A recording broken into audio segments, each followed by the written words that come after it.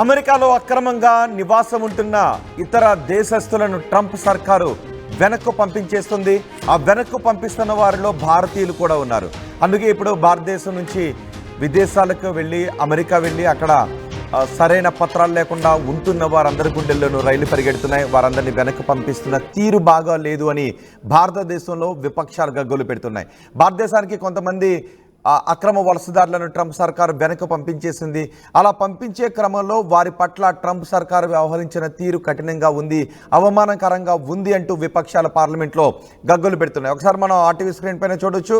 అమెరికాలో అక్రమంగా ఉంటున్నారు అంటూ భారతీయులను వెనక్కు పంపించేటప్పుడు వాళ్ళకి సంఖ్యలు వేశారు, కాళ్లకు ట్రాకర్ లాంటివి కూడా అమర్చి సైనిక విమానంలో అవమానకరంగా వారందరినీ కూడా పంపించేశారు. భారతీయుల పట్ల ట్రంప్ సర్కార్ కర్కశంగా వ్యవహరిస్తోంది అంటూ విపక్షాలు ఆరోపణలు చేస్తున్నాయి. చాలామంది అవే ఆరోపణలు కూడా చేస్తున్నారు. చూడండి, ఒకసారి ఆర్టీవీ స్క్రీన్ పైన చూడండి. కాళ్లకు సంఖ్యలు వేశారు, చేతులకు సంఖ్యలు వేశారు. వీళ్ళు అమెరికాలో ఏదో పెద్ద పెద్ద నేరాలకు పాల్పడినట్లుగా అవమానకరంగా వ్యవహరించింది, కర్కశంగా వ్యవహరించింది అని ట్రంప్ సర్కార్పై ఇప్పుడు దుమ్మెత్తిపోస్తున్నారు. కాళ్లకు సంఖ్యలు ఉన్నాయి, చేతులకు సంఖ్యలు ఉన్నాయి. కాళ్లకు చేతులకు సంఖ్యలు వేసి విమానంలోకి ఎక్కించి, అది కూడా సైనిక విమానంలోకి ఎక్కించి వాళ్ళను అక్కడి నుంచి భారతదేశానికి తరలించారు. చాలామందికి విమానంలోకి ఎక్కించిన తర్వాత ఇండియా వచ్చిన తర్వాత కానీ తెలీదు వాళ్ళు తిరిగి ఎక్కడికి వచ్చారు అనే విషయం. ప్రధాని మోదీపై విపక్షాలు ఈ విషయంపై మండిపడుతున్నాయి. ట్రంప్ మీ ఫ్రెండ్ కదా, మన వాళ్లకు కాళ్లకు చేతులకు సంఖ్యలు వేస్తుంటే మీరేం చేస్తున్నారు అంటూ మోదీపై కాంగ్రెస్ విరుచుకుపడుతోంది. విశ్వగురు ఏం చేస్తున్నారు అంటూ పార్లమెంట్లో విపక్షాలు నిలదీసిన పరిస్థితులు కనిపిస్తున్నాయి. తమను చీకటి గదుల్లో బంధించారు అని, పశువుల్లా చూశారు అని భారత్కు వచ్చిన బాధితులు ఆవేదన వ్యక్తం చేస్తున్నారు. అయితే దీనిపై ప్రభుత్వం కూడా సీరియస్గా ఆలోచిస్తోంది. ఈ వలసల విషయంలో అన్నీ సక్రమంగా ఉండేలా ఒక కొత్త చట్టాన్ని తీసుకుని రావాలి. ఇతర దేశాలకు ఉపాధి కోసం భారతదేశం నుంచి వెళుతున్న వారి సంఖ్య పెరుగుతున్న నేపథ్యంలో వారందరి రక్షణ కోసం ప్రత్యేక చట్టాన్ని తీసుకుని రావాల్సిన విషయంపై భారత సర్కారు కూడా ఆలోచిస్తుంది. అదే సమయంలో వలసల విషయంలో భారత సర్కారు అమెరికాతో ఏం మాట్లాడగలదు అనే విషయంపై కూడా జయశంకర్ మాట్లాడారు.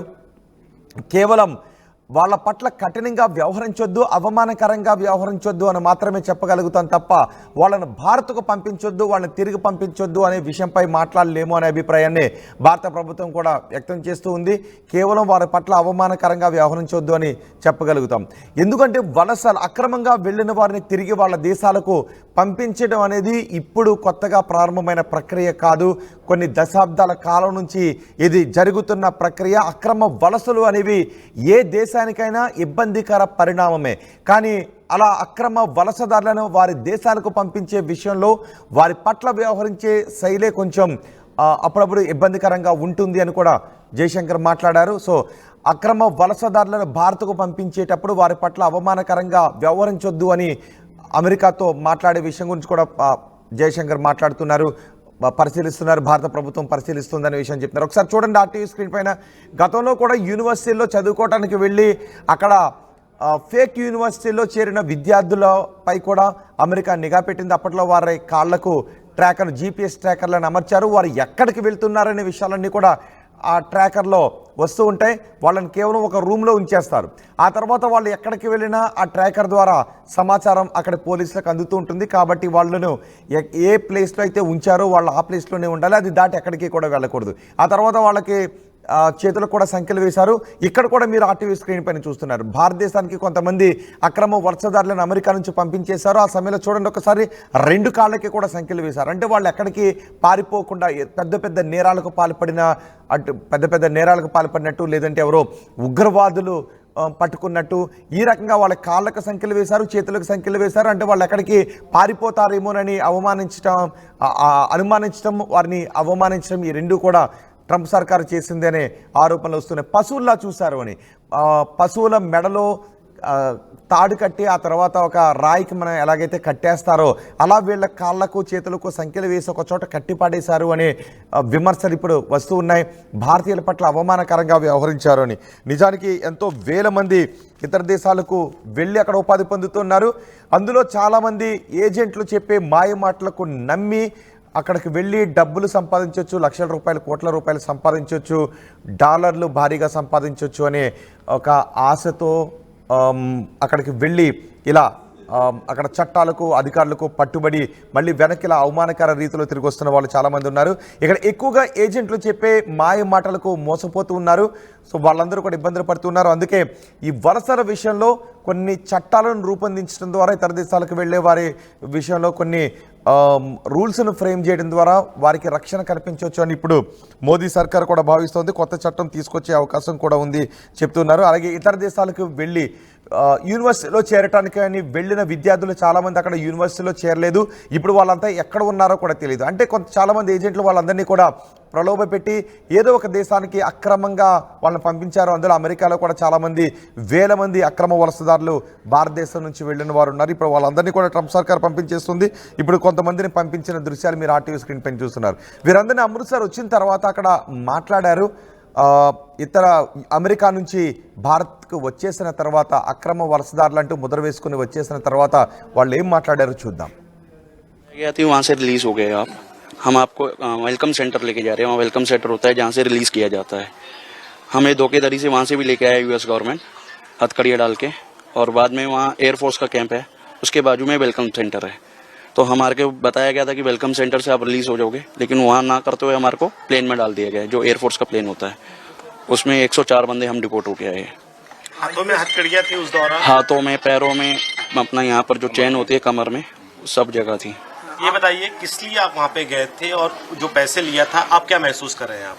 मैं सर कनाडा के वीजे के थ्रू गया था, लेकिन एजेंट की लापरवाही या बोल दीजिए या उसकी बेवकूफ़ी के कारण मुझे ये रास्ते से जाना पड़ा. और मेरा जो बिजनेस यहाँ कम था, मतलब यहाँ गाड़ी वालों का बिजनेस नहीं हो रहा है, तो हम पैसे कमाने के लिए वहाँ गए थे. यूएस नहीं जाना चाहता था, लेकिन कनाडा जाना चाहता, जो मेरा वीज़ा था. फिर वहाँ అక్రమ వలసదారుల పట్ల ట్రంప్ చాలా కఠినంగా వ్యవహరిస్తోంది, కర్కశంగా వ్యవహరిస్తోంది. భారత్ మాత్రం ఏమి పట్టనట్టుగా వ్యవహరిస్తోంది. అంటే విపక్షాలు పార్లమెంట్ దగ్గర ప్లకార్డులు పట్టుకుని నినాదాలు చేశారు, పార్లమెంట్లో కూడా నిలదీశారు. ఒకసారి విపక్షాలు ఏం మాట్లాడేది చూద్దాం. मैं ये कहूँगी कि बहुत बातें की गई कि मोदी जी ट्रंप जी बहुत अच्छे मित्र हैं, और मोदी जी ने ऐसे क्यों होने दिया? क्या हम अपना जहाज नहीं भेज सकते थे उनको लेने के लिए? इस तरह से क्या इंसानों के साथ बर्ताव किया जाता है कि उनको हथकड़ियाँ पहना के, बेड़ियाँ पहना के भेजा यहाँ पे? क्या विदेश मंत्री को जवाब देना चाहिए? विदेश मंत्री उनको जवाब देना चाहिए, प्रधानमंत्री जी को जवाब देना चाहिए. ये कोई तरीका है क्या? मैं ये कहूँगी कि बहुत बातें की गई कि मोदी जी ट्रंप जी बहुत अच्छे मित्र हैं, और मोदी जी ने ऐसे क्यों होने दिया? क्या हम अपना जहाज नहीं भेज सकते थे उनको लेने के लिए? इस तरह से क्या इंसानों के साथ बर्ताव किया जाता है कि उनको हथकड़ियाँ पहना के, बेड़ियाँ पहना के भेजा यहाँ पे? क्या विदेश मंत्री को जवाब మా ప్రతినిధి మధు ఉన్నారు పూర్తి సమాచారం అందించడానికి. విపక్షాలు ప్రభుత్వాన్ని నిలదీస్తూ ఉన్నాయి. మీ మిత్రుడు భారతీయులను ఇలా అవమానకరంగా పంపించేస్తూ ఉంటే మీరేం చేస్తున్నారంటూ విపక్షాలు నిలదీస్తున్నాయి, ప్లకార్డులు ప్రదర్శిస్తున్నాయి. ఇంకా చాలా వేలాది మంది అమెరికాలో ఉన్నారు, వారందరినీ కూడా పంపించేస్తున్నారు. అది జయశంకర్ అంటున్నారు, అక్రమ వలసదారులను పంపించడం ఇదే మొదటిసారి కాదు, కొన్ని దశాబ్దాల కాలం నుంచి అది జరుగుతుంది. కానీ అమెరికాతో మాట్లాడతాం, వారి పట్ల అనుచితంగా ప్రవర్తించొద్దనే విషయం గురించి వారితో మాట్లాడే విషయంపై పరిశీలిస్తున్నారు. కానీ ఒక్కటి, ఇతర దేశాలకు సంపాదన కోసం, పొట్టకూటి కోసం వెళ్ళొచ్చు, ఉపాధి కోసం వెళ్ళొచ్చు.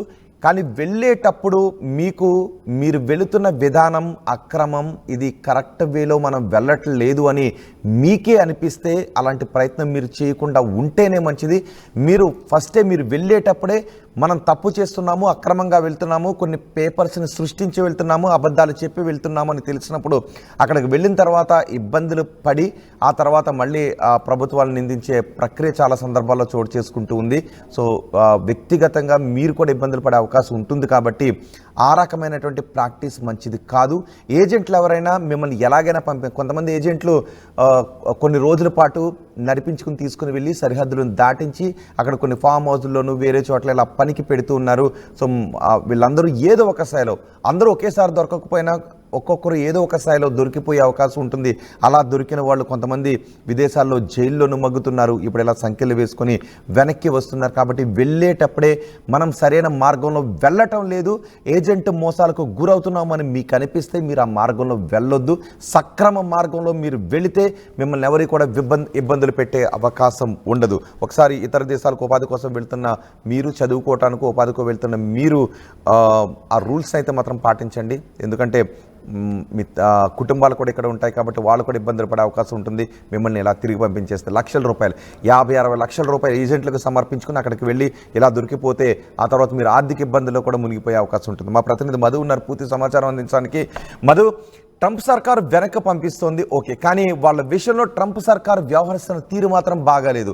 పశువులను కట్టేసినట్టుగా కట్టేస్తున్నారు, ఉగ్రవాదులను చూసినట్టుగా వాళ్ళని చూస్తున్నారు, కాళ్లకు చేతులకు సంఖ్యలు వేస్తున్నారు, నడుముకు కూడా సంఖ్యలు వేస్తున్న సందర్భాలు చోటు చేసుకుంటున్నాయనే వార్తలు వస్తున్నాయి. ఇప్పుడు విపక్షాలు కూడా పార్లమెంట్లో ప్రభుత్వాన్ని నిలదీస్తూ ఉన్నాయి, అమెరికాతో మాట్లాడకుండా మీరేం చేస్తున్నారని.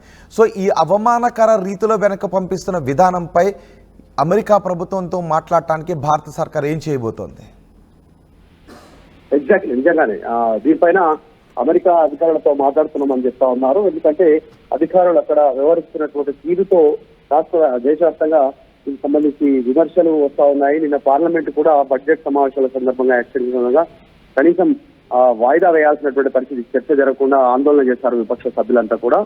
మోదీ ట్రంప్ మిత్రులని చెప్తారు, మరి భారతీయులపైన వ్యవహరిస్తున్నటువంటి వ్యవహార శైలి కరెక్ట్ కాదు కదా అనేటువంటి విమర్శలు రావడంతో నిన్న